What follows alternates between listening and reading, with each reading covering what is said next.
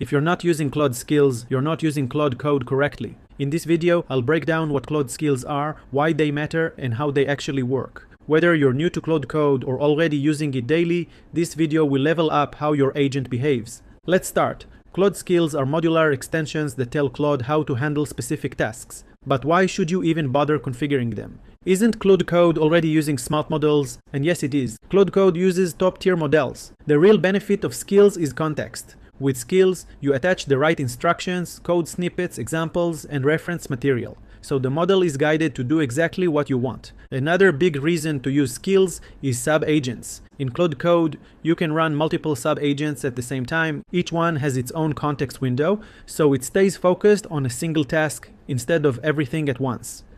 By the way, I forgot to introduce myself. I help developers turn AI into real workflows, so sub and like, it really helps me provide more value for you. So, what does a skill actually look like? Let's break it down using my favorite one, a design skill I use for almost every UI or mockup task. Claude Code Skills live inside the skills folder under the .claude directory. Because it's there, this skill is configured only for this project. Every skill must include a skill.md file. You can think of this file as having two main parts, metadata and instructions. The metadata includes a name and a description. The description explains what the skill does and, more importantly, when it should be used. There are also optional attributes like allowed tools, which you can see here. The second part is the instructions. This is where you guide the agent on how to behave, what tools to use, and how to approach the task.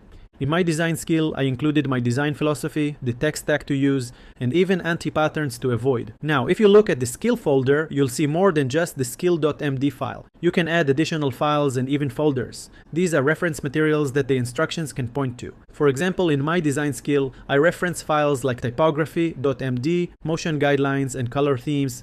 So how do skills actually work? When you start a new session, Claude Code loads only the metadata of all skills. That way, it knows their names and descriptions without pulling in everything. There are two ways to trigger a skill. First, you can ask Claude to use a skill manually. That works, but it can get annoying if you have dozens of skills. The second option is automatic. Claude decides when to use a skill based on the description you wrote. And if there's one thing to take away from this video, it's this. Write clear, informative descriptions that help the agent understand when to use a skill. Now, once the agent decides to use our design skill, what happens? It loads the full skill.md file, including the instructions. Then, if needed, it loads additional reference files from the skill folder. But why not just load everything at once? Because that quickly gets messy. This approach is called progressive disclosure, a fancy way of saying load things only when you need them.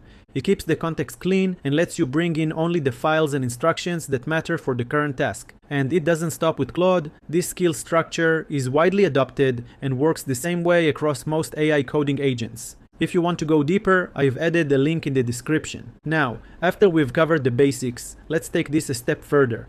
By default, skills run inside the main conversation.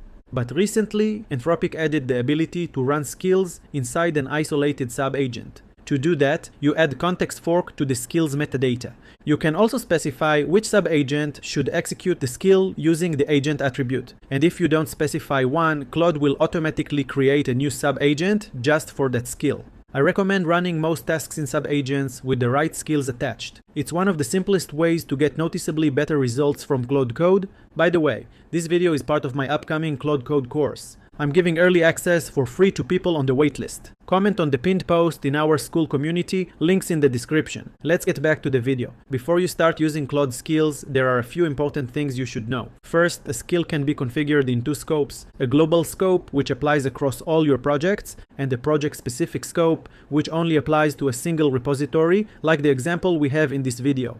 Second, Claude Code Skills can be committed and pushed to your repository, so everyone can use it. Another way is to use Claude plugins. They let you share much more than just skills. They can include sub-agents, custom/commands, hooks, and MCPs. Now, a very common question is when to use Claude.md and when to use skills.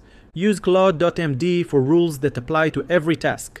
Things like coding standards, build commands, and project conventions Claude should always remember. Use skills for on-demand workflows and reference material.